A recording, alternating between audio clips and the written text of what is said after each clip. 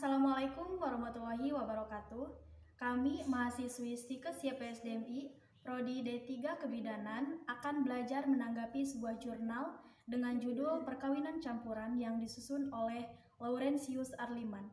Kami kelompok 1 dengan saya Rini Rohayati, NPM 165B2022022 sebagai moderator, dan ada rekan saya. Perkenalkan, nama saya Wanda Utami dan NPM 165B2022026. Perkenalkan, nama saya Wina Noviana Putri dengan NPM 165B2022005.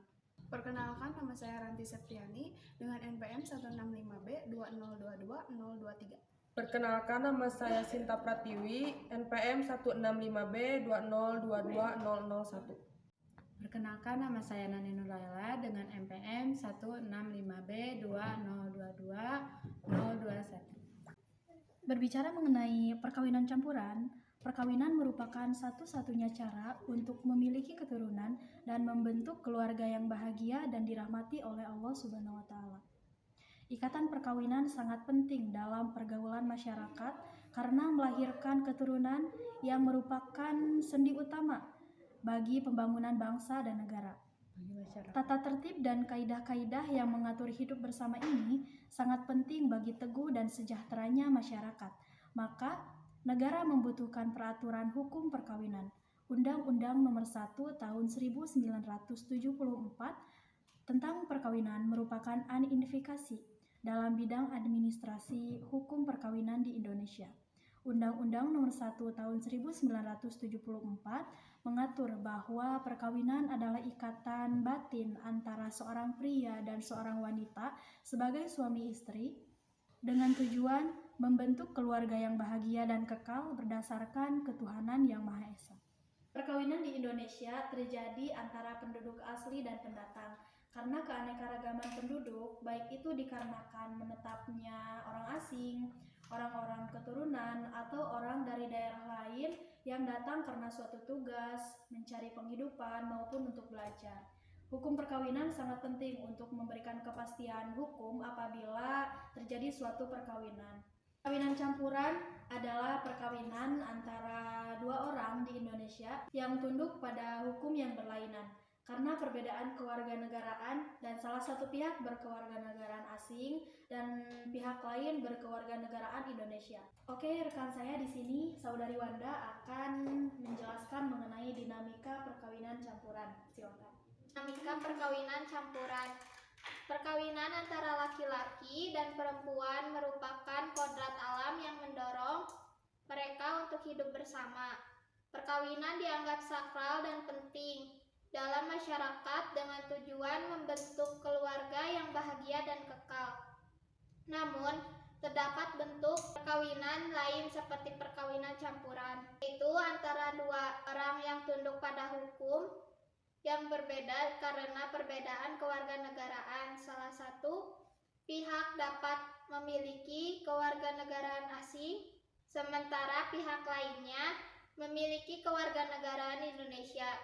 Pasal 57 sampai dengan pasal 62 Undang-Undang Nomor 1 Tahun 1974 mengatur tentang perkawinan campuran di Indonesia. Perkawinan campuran menurut undang-undang adalah ketika seorang pria warga negara Indonesia menikah dengan seorang wanita warga negara asing atau seorang wanita warga negara Indonesia menikah dengan pria warga negara asing. Definisi ini tidak hanya berlaku untuk perkawinan antara warga negara Indonesia atau antar penduduk Indonesia, ini juga untuk perkawinan yang dilangsungkan di Indonesia oleh pihak yang tunduk pada hukum yang berbeda. Namun, perkawinan antara dua orang yang berbeda golongan atau agama tetapi sama-sama Indonesia tidak termasuk dalam definisi ini. Dalam hukum perdata internasional terdapat dua pandangan. Pertama, menganggap bahwa perkawinan campuran adalah ketika pihak-pihak yang masing-masing memiliki domisili yang berbeda sehingga masing-masing pihak tunduk pada kaidah hukum Dari dua sistem hukum yang berbeda. Pandangan kedua menganggap bahwa perkawinan campuran terjadi ketika para pihak memiliki kewarganegaraan atau nasionalitas yang berbeda di Indonesia. Pandangan kedua ini dianut oleh hukum perkawinan nasional. Sekian. Oke, dari penjelasan Saudari Wanda tadi mengenai dinamika perkawinan campuran, mungkin di antara rekan-rekan apakah ada yang ingin menyanggah atau menanggapi? Silakan. Baik, izin menanggapi dari pernyataan Saudari Wanda Utami Oke, silakan. tentang dinamika perkawinan campuran. Namun setelah Undang-Undang Nomor 1 Tahun 1975 dikeluarkan, pengertian perkawinan campuran menjadi lebih sempit daripada sebelumnya. Pelaksanaan perkawinan campuran melakukan syarat-syarat tertentu, terutama bagi pihak warga negara asing yang akan menikah dengan warga negara Indonesia. Syarat-syarat tersebut diperlukan untuk pelaksanaan percatatan perkawinan seperti akta kelahiran atau akta kenal lahir, fotokopi paspor, surat bukti pendaftaran orang asing, surat tanda melapor diri, dan surat keterangan. Cukup. Oke, selanjutnya Saudari Wina akan memberikan pernyataan mengenai fungsi dan peranan Dinas Kependudukan dan Catatan Sipil dalam penerbitan akta perkawinan. Silakan. Ya, baik, saya di sini akan melanjutkan yaitu tentang fungsi dan peranan Dinas Kependudukan dan Catatan Sipil dalam penerbitan akta perkawinan. Akta catatan sipil orang dapat memperoleh kapasitas akan kejadian-kejadian seperti kelahiran, kematian, pengakuan anak, perkawinan, perceraian, pengesahan anak, dan penggantian nama anak. Catatan sipil itu sendiri yaitu suatu lembaga yang memberikan kepastian hukum yang sebesar-besarnya dan sejelas-jelasnya, yang berkepentingan mempunyai bukti atas kepastian hukum peristiwa akan kejadian tersebut. Catatan sipil ini mengandung arti suatu lembaga yang ditugaskan untuk melihara daftar-daftar atau catatan penting bagi warga negaranya, atau dapat pula dikatakan bahwa catatan sipil atau suatu lembaga atau badan pemerintah yang mencatatkan peristiwa-peristiwa penting yang mempunyai arti penting bagi status seperti kelahiran, kematian, perkawinan, perceraian, pengakuan anak, pengesahan anak, dan penggantian nama anak, yang dimaksud untuk digunakan sebagai pembuktian tentang adanya atau telah terjadinya peristiwa tersebut. Interupsi ya, Saudari Wina. Baik. Memang benar bahwasannya lembaga catatan sipil bertugas untuk mencatat peristiwa-peristiwa yang mempunyai arti penting bagi status seperti kelahiran, kematian, perkawinan, pengakuan anak, perceraian, dan lain-lain, dengan maksud untuk dipergunakan sebagai pembuktian tentang adanya atau telah terjadinya peristiwa-peristiwa tersebut. Yang dikeluarkan oleh lembaga catatan sipil mengandung kebenaran murni. Mempunyai kekuatan hukum dan kepastian hukum. Tidak dapat dikatakan palsu sebelum dinyatakan oleh pengadilan negeri dengan ketetapan atau keputusannya, dan tidak dapat diralat atau dibatalkan ataupun diperbaharui atas izin pengadilan. Oke, selanjutnya Saudari Ranti ya akan memberikan pernyataan mengenai akibat hukum dari perkawinan campuran. Silakan. Baik, selanjutnya ada akibat hukum yang timbul dari perkawinan campuran. Dalam hukum perdata internasional terdapat 4 asas utama yang mengatur validitas material. Yang pertama ada asas reclusi celebratonis yang menetapkan bahwa validitas material dari suatu perkawinan campuran harus ditetapkan berdasarkan kaidah hukum dari tempat di mana perkawinan itu diresmikan atau dilangsungkan. Yang kedua, validitas material suatu perkawinan ditentukan berdasarkan sistem hukum dari tempat masing-masing pihak menjadi warga negara sebelum perkawinan dilangsungkan. Yang ketiga, validitas material perkawinan harus ditentukan berdasarkan dari sistem hukum dari masing-masing pihak berdomisili sebelum perkawinan dilangsungkan. Yang keempat, validitas perkawinan harus berdasarkan sistem hukum dari tempat dilangsungkannya perkawinan tanpa mengabaikan persyaratan perkawinan yang berlaku di dalam sistem hukum para pihak sebelum perkawinan dilangsungkan. Sekian. Saudari Ranti sudah selesai ya. Dari pernyataan yang sudah disampaikan Saudari Ranti, apakah ada yang ingin menyanggah atau mengkritik maupun menanggapi? Silakan. Interupsi, izin menanggapi dari pernyataan Saudari Ranti. Oke. Jadi ya di Indonesia itu ada suatu masalah terkait pernikahan campuran, yaitu akibat hukum dari pihak-pihak.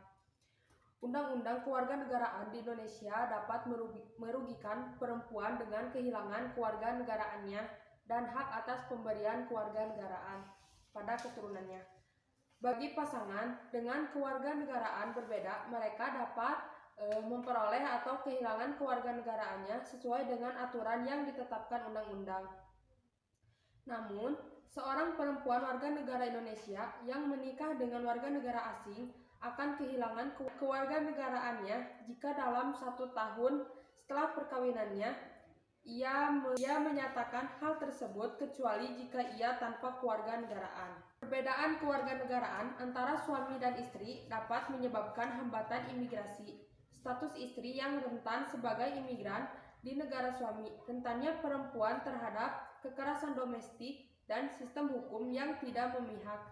Perempuan Indonesia yang tinggal di negara suami harus mengubah kewarganegaraannya agar memperoleh perlindungan hukum.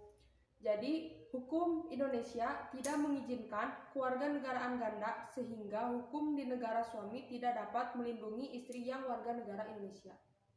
Sekian. Oke, cukup Saudari Sinta? Cukup.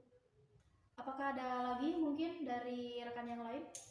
Saya izin berpendapat mengenai pembahasan akibat hukum yang ditimbulkan dari perkawinan campuran yang tadi sudah disampaikan oleh Saudari Ranti. Nah, di sini terdapat poin akibat hukum terhadap anak yang lahir dari perkawinan campuran. Perkawinan dilakukan untuk melanjutkan keturunan.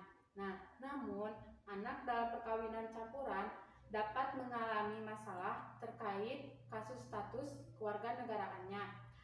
Ada 2 sistem penentuan. Yang pertama yaitu ius sanguinis atau berdasarkan keturunan. Yang kedua ius soli atau berdasarkan tempat kelahiran. Nah, di Indonesia peraturan kewarganegaraan mengikuti garis keturunan ayah. Jika ayah tidak memberikan kewarganegaraannya kepada anak yang lahir dari perkawinan campuran, maka anak tersebut menjadi tidak memiliki kewarganegaraannya. Namun, si ibu dapat mengajukan permohonan agar anak tersebut memperoleh kewarganegaraannya mengikuti ibunya. Perceraian tidak mengakibatkan putusnya hak asuh kedua orang tua terhadap anak. Undang-undang perlindungan anak harus melibatkan izin dari ayah warga negara asing dan negara asing di mana si anak menjadi warga negaranya untuk menyetujui pelepasan kewarganegaraan anak. Hal ini berbelit-belit serta memakan waktu. Kewarganegaraan dalam perkawinan campuran telah melahirkan berbagai kesulitan bagi perempuan warga negara Indonesia. Sekian. Oke, cukup. Oke, mungkin ada yang lain lagi yang ingin menanggapi? Izin Silakan. menanggapi dari Saudari Nani. Tanggapan yang saya tangkap dari pembahasan pernyataan Saudari Nani bahwa hal ini membahas terkait tentang biaya dan proses yang harus dilakukan untuk mengurus izin tinggal anak warga negara asing di Indonesia. Jika tidak dilaporkan, maka akan dikenai denda overstay atau bahkan pidana. Bagi perempuan warga negara Indonesia yang tinggal di negara suami, perbedaan kewarganegaraan mereka dapat mempengaruhi perlindungan hukum mereka. Anak yang lahir dari perkawinan campuran dapat mempengaruhi perlindungan hukum. Bagi perempuan warga negara Indonesia yang tinggal di negara suami, perbedaan kewarganegaraan mereka dapat mempengaruhi perlindungan hukum mereka. Anak yang lahir dari perkawinan campuran dapat memperoleh kewarganegaraan dari ayah atau ibunya melalui perjanjian pranikah. Namun hal ini memerlukan biaya notaris dan akses informasi surat layanan hukum yang mungkin sulit bagi perempuan yang tinggal di pelosok atau berpendidikan rendah. Sekian. Oke, cukup Saudari Wanda? Cukup. Oke, mungkin ada lagi tanggapan yang lain? Interupsi, saya silakan. izin menanggapi dari Saudari Sinta tadi ya, Silakan. tentang membahas terkait akibat hukum terhadap pihak-pihak yang melakukan perkawinan campuran ya. Jadi menurut saya dalam Undang-Undang Nomor 17 Tahun 2016 perubahan kedua Undang-Undang Nomor 23 Tahun 2002 tentang perlindungan anak. Dalam hal ini, putusnya perkawinan akibat perceraian diatur adanya kemungkinan bagi negara melalui pengadilan negeri atas permohonan ibu warga negara. Ibu warga negara Indonesia untuk mengganti kewarganegaraan anak menjadi warga negara Indonesia. Sebagaimana saya ketahui, hak perempuan warga negara Indonesia telah diakui oleh konstitusional melalui Undang-Undang Nomor 7 Tahun 1984 tentang ratifikasi konvensi tentang penghapusan segala bentuk diskriminasi terhadap perempuan dan Undang-Undang Nomor 39 Tahun 1999 tentang hak asasi manusia. Sekian. Oke, cukup Saudari Wina? Cukup baik. Oke, dari pernyataan dan tanggapan dari rekan-rekan dapat disimpulkan bahwa lembaga catatan sipil adalah lembaga pemerintahan, lembaga administrasi negara yang bertugas mencatat segala peristiwa keluarga dan berwenang menerbitkan ketetapan dalam bidang kependudukan dan kewarganegaraan. Catatan sipil telah melakukan tugas yang diembankan oleh negara dengan baik, yaitu dengan cara melayani setiap pihak yang akan melaporkan perkawinan campuran yang dilakukan oleh para pihak dengan sebaik-baiknya. Yang menjadi permasalahan adalah kurang kesadarannya masyarakat akan arti pentingnya pelaporan tersebut. Pelaksanaan perkawinan campuran dapat dilakukan apabila para pihak telah memenuhi semua persyaratan yang telah ditentukan oleh undang-undang bagaimana yang terdapat dalam pasal 60 ayat 1 Undang-Undang tahun 1974. Sedangkan lembaga catatan hanya bertugas untuk mencatat peristiwa perkawinan campuran tersebut. Setiap perbuatan hukum yang dilakukan oleh setiap orang tentu saja mempunyai dampak atau akibat baik itu bagi dirinya maupun pihak lainnya. Tidak terkecuali dalam perkawinan campuran, ada akibat hukum yang ditimbulkan, baik itu bagi pihak-pihak pelaku perkawinan campuran maupun bagi anak yang lahir dari perkawinan campuran tersebut. Baik, sekian dari kelompok kami. Mohon maaf atas segala kekurangan. Wabillahi taufiq wal hidayah. Wassalamualaikum warahmatullahi wabarakatuh.